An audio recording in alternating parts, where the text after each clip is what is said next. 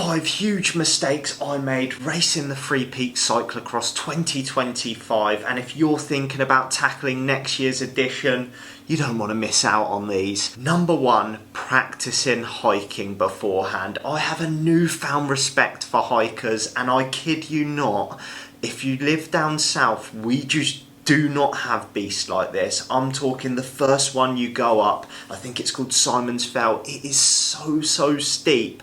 You are just trudging up the side of unimaginable bank that you just would not ever think about riding up or walking up. It's so steep, your calves are burning, you use muscles that you just have never used before. It is totally different, and so were the other climbs we've done as well. You've just got to be really good at that grunt work, and honestly, if you're down south, it is probably worth venturing to the Peak District or somewhere where there's some of these huge fells that take like 20-30 minutes to walk up to get your body used to it. I found that I was using muscles that I didn't even know I had, and they really suffered because I wasn't used to it. Or my other thought was, if you live down south and you've got a gym membership, maybe one of those Stairmasters.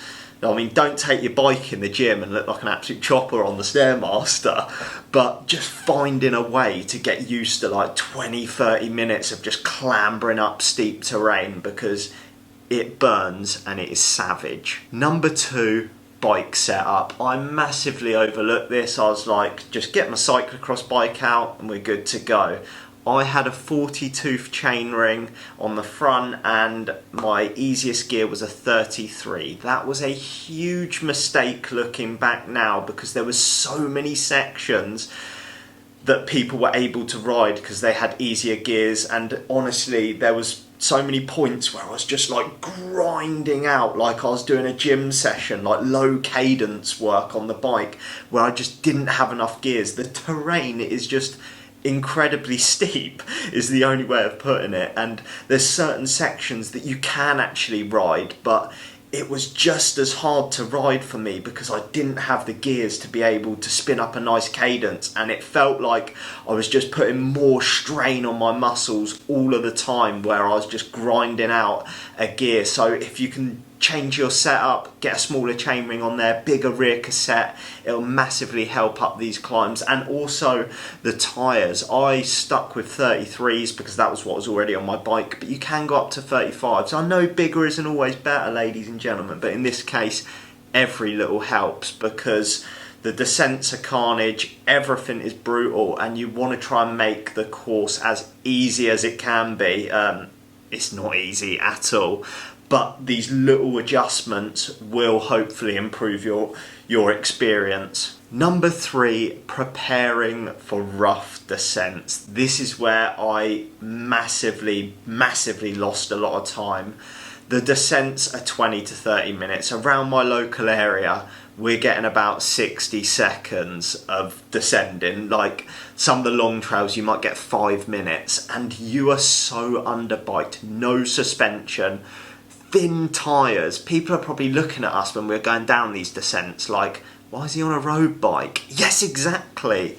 You are so underbiked, and the pump in my hands, the pump in my forearms, my upper body just got so fatigued. So I think getting out on your cross bike and trying to find some really rocky, really rough descents that go on for quite a long time can be massively helpful. One thing I noticed is the top boys and pretty much everyone that kept going past me on the descents were all riding on the drops, and I was riding on the hoods, and I don't think I had enough braking power from that position. Also maybe on the drops it's way more stable, more controlled, and they were seriously sending it down these descents, and people are shifting. If you want to be up there with a good time, you've got to be able to, your upper body, these little noodle arms need to be able to handle those rough terrains, because I lost so much time on the descents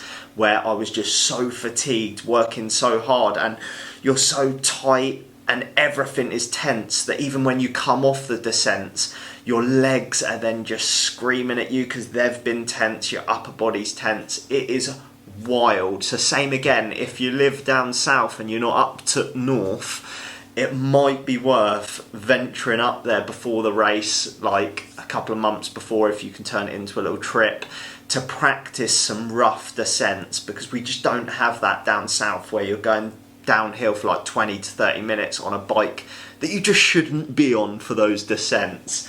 And number 4 is get to the start line early. I was super lucky this year that I managed to chuck the bike over and get up there, but there's 400 people racing. If you're at the back, it is really, really hard to move up, which brings me on to, this is like a dual point: get to the start early, but also get a solid warm-up in.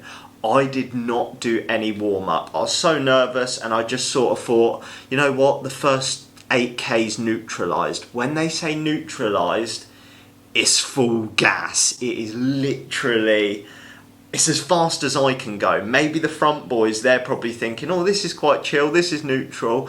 But for me, the speed was just absolutely on it. And it's not flat when you're going towards that first hill. There's some climbs, there's some undulations, and you've got to be ready to be pinging from the gun, because if you're falling back, losing places, there's not really like loads of overtaking spots when you're clambering up the side of the mountain. Sometimes there's like one line, so you're in line, or you've got to try and go off the beaten track a little bit to try and get past people.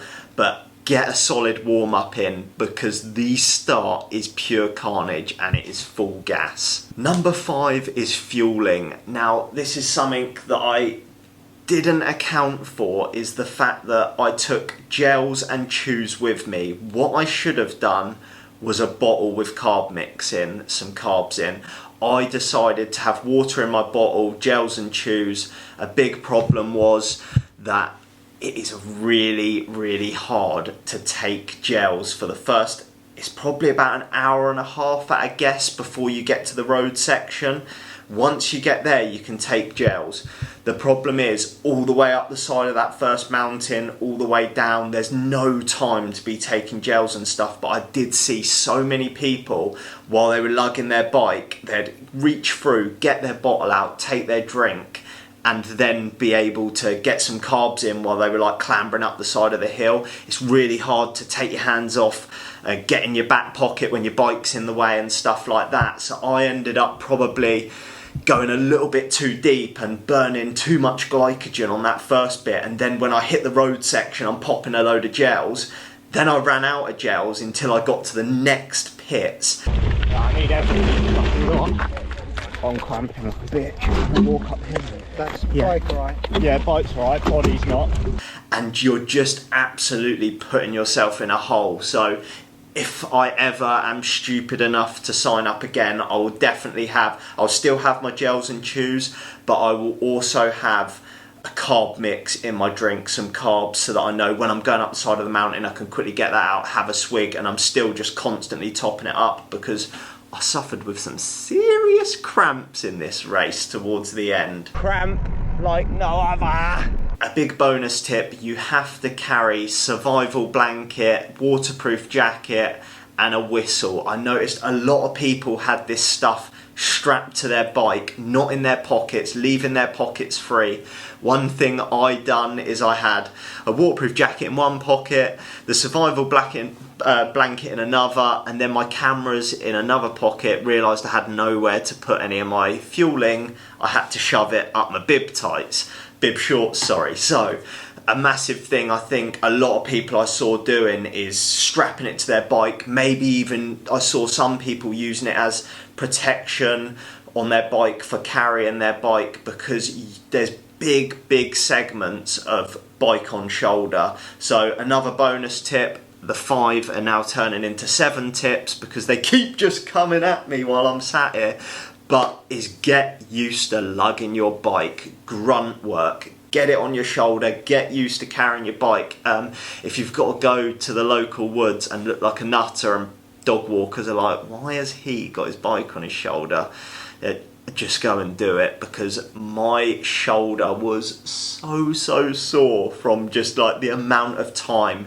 You spend so much time going up the hill that you've just got to have the bike on your shoulder. But they are my top 5/7 tips. Practice your descending, get your fuel in nailed, carbs in the bottle. Also, go and do some hiking. It's a savage event. You need to get involved. You probably will regret it when you're going up that final climb and you think, I am never going to make it. But don't let me stop you, because this is the sort of event that you've got to tick off to say you're a proper hard nut. But I hope you've enjoyed this little video, and I'll catch you in the next one.